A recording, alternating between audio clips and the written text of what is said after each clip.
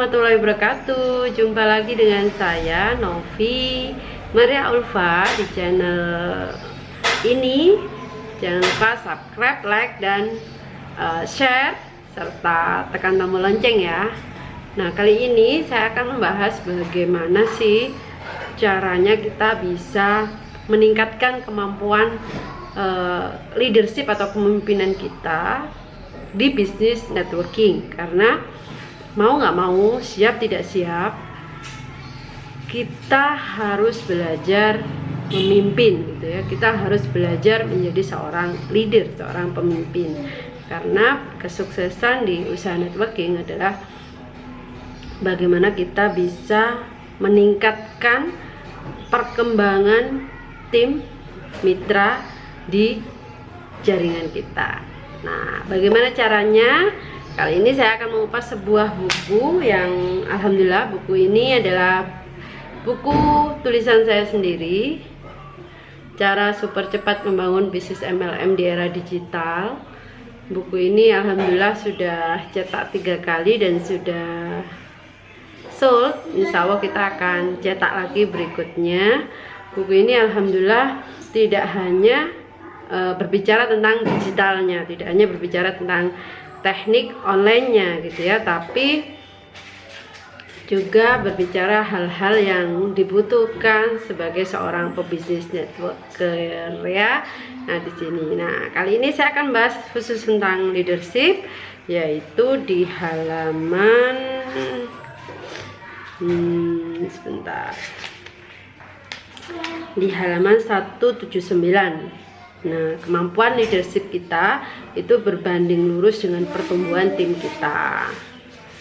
Ya, jadi kita bagaimana menjadi pemimpin yang efektif nanti bisa dibaca sendiri. Saya akan hanya membahas bahwa menjadi seorang pemimpin di networking adalah kita harus siap menjadi seorang konsultan terbaik ya. Konsultan terbaik di bisnis kita untuk mitra-mitra kita. Nah, konsultasi itu penting dalam sebuah bisnis. Ibaratnya teman-teman ketika memulai usaha pun teman-teman harus, kalau ingin sukses di bidangnya, teman-teman harus belajar kepada orang yang sukses di bidangnya gitu ya. Sama hanya dengan bisnis networking. Kalau teman-teman ingin sukses, meskipun sudah sukses di bisnis apapun, tapi bisnis networking ini baru, teman-teman harus punya mentor atau harus punya leader yang bisa memberikan konsultan, yang menjadi konsultan, memberikan konsultasi supaya perkembangan bisnis kita bisa lebih cepat. Kita nggak trial error, karena semakin trial error maka semakin lama kita mencapai suksesnya. Apalagi kalau jawabannya ternyata tidak tepat, maka ke bawah akan tidak tepat semua, akhirnya jaringan tidak bertumbuh ya. Jadi penting sekali kita menjadi seorang best konsultan, jadi konsultan terbaik. Nah, gimana sih caranya? Di buku ini dibahas prinsip-prinsip seorang leader dalam memberikan konsultasi kepada mitra. Yang pertama, harus tenang. Itu yang pertama. Bagaimanapun kondisi Anda, entah capek, entah bad mood, marah, kecewa, kita harus tenang saat kita memberikan konsultasi. Nah, sadarilah bahwa mitra konsultasi itu berarti ada problem, ada persoalan. Jika kita tenang, justru kita akan memberikan solusi yang baik. Tapi kalau kita nggak tenang, justru akan menjadi suasana tidak nyaman. Contoh misalnya ada mitra yang curhat, crossline mitranya diambil misalnya oleh crossline gitu ya. Nah, kalau kita ikut terpancing emosi, maka kita jadinya akan ikut ibaratnya api malah disiram gitu, jadi malah membesar. Nah, disitulah kita harus menjadi pemadam kebakaran buat mitra kita. Tetap kita berprinsip hati, pikiran, sikap terbaik, terpositif.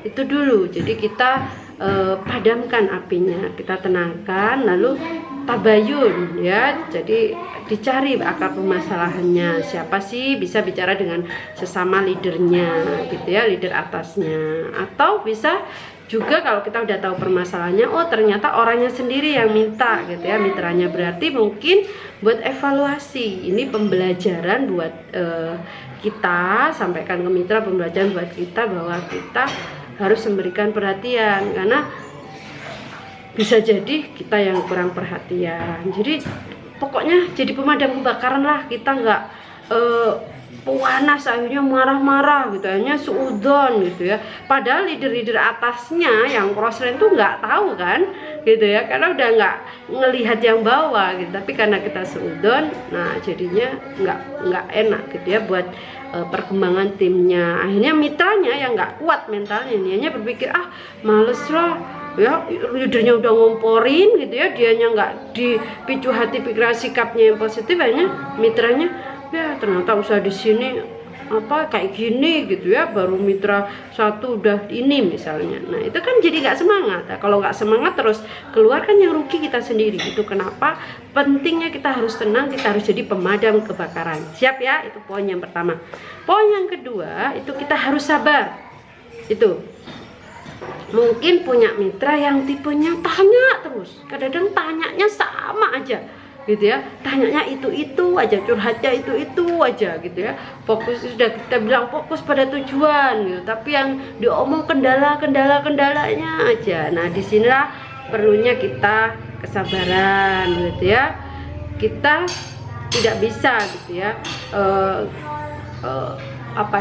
orang harus ngikuti frame kita. Makanya kalau saya sarankan nih, teman-teman bisa baca buku Personality Plus. Nah itu cara mudah kan untuk psikologi kepribadian orang kan macam-macam ya. Tapi yang menurut saya yang paling mudah, murah, dan bisa diduplikasikan cepat itu di buku Personality Plus. Di situ kan ada digolongkan beberapa tipe gitu ya. Misalnya tipe kita ini orangnya kayak gini, maka kita harus sadar orangnya kayak gini gitu ya. Maka kita menyesuaikan gitu. Ada orang yang tipenya maunya sendiri gitu. Nah kita juga nggak perlu kita ikut itu ya, nanti malah jadi persoalan gitu. Jadi mending ya dibiarkan tapi sambil dipantau. Ada orang yang memang butuh perhatian full tipenya, nah kayak gitulah. Jadi kita harus memberikan ruang-ruang kepada mereka. Yang penting tetap prinsipnya hati, pikiran, sikap yang positif. Insya Allah kalau fondasi itu kan yang diajarkan oleh mentor miliarder kita. Insya Allah kalau fondasinya itu insya Allah kuat ya itu. Dan yang ketiga adalah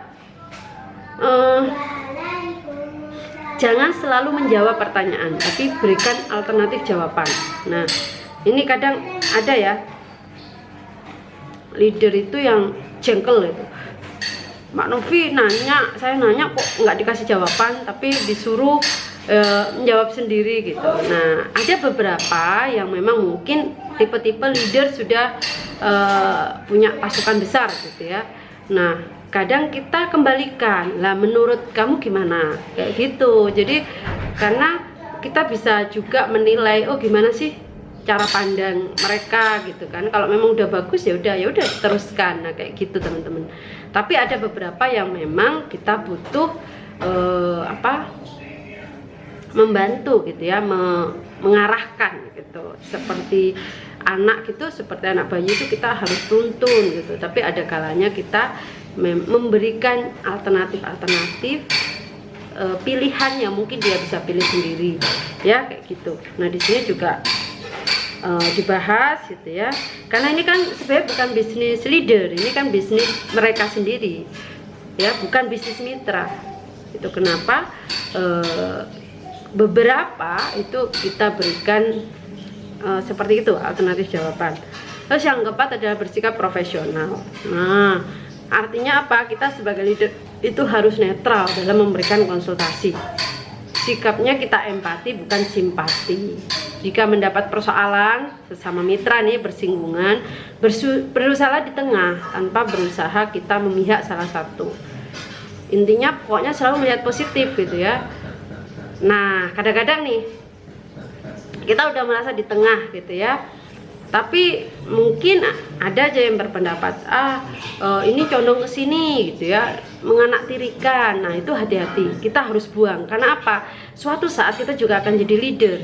Kalau kita berpikir seperti itu, maka bukan tidak mungkin suatu saat Anda juga akan digitukan oleh mitra kita. Nggak mau kan, gitu kan?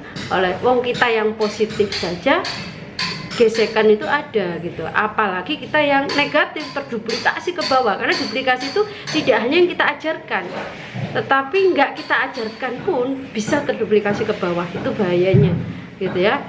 Enggak kita sukanya gitu ya, iri hati, riak, sombong, takabur gitu misal, nggak kita omongkan ke mitra, tapi anehnya gitu ya itu juga ada gitu. Makanya hati-hati, lebih baik. Makanya pondasi dari mentor-mentor kita selalu ingatkan hati, pikiran, sikap positif.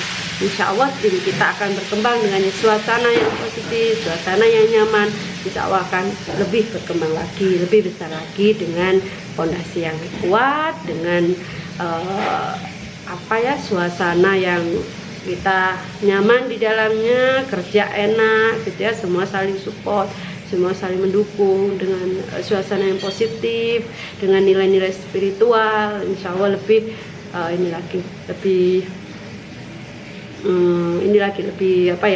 lebih berkembang lagi. Amin. Terus yang kelima adalah kenalilah diri sendiri. Nah, sebagai seorang best konsultan kita harus bisa mengenali diri sendiri, teman-teman. Maksudnya apa? Saat kita memang tidak bisa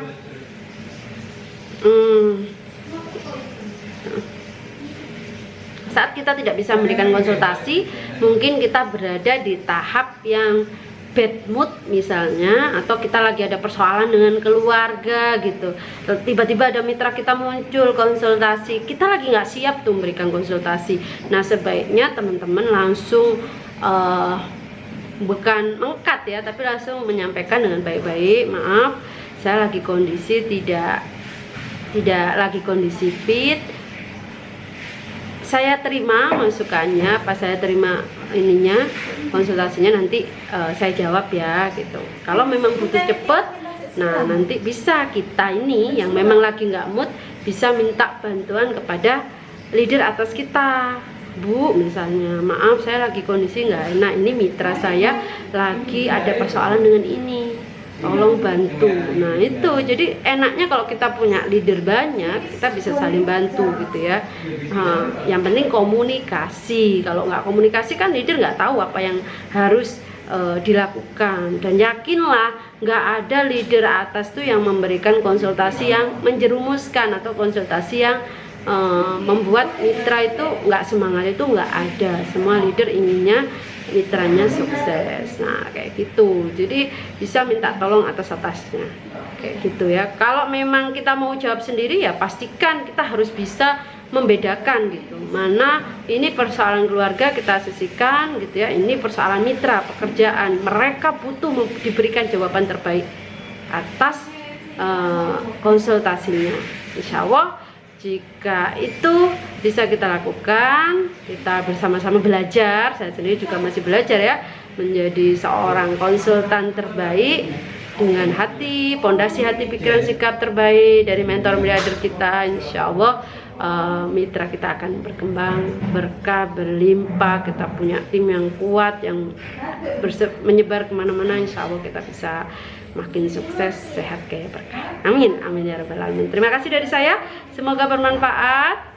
Mohon maaf ada suara-suara di luar karena memang kondisi siang ini, aktivitas ya di rumah.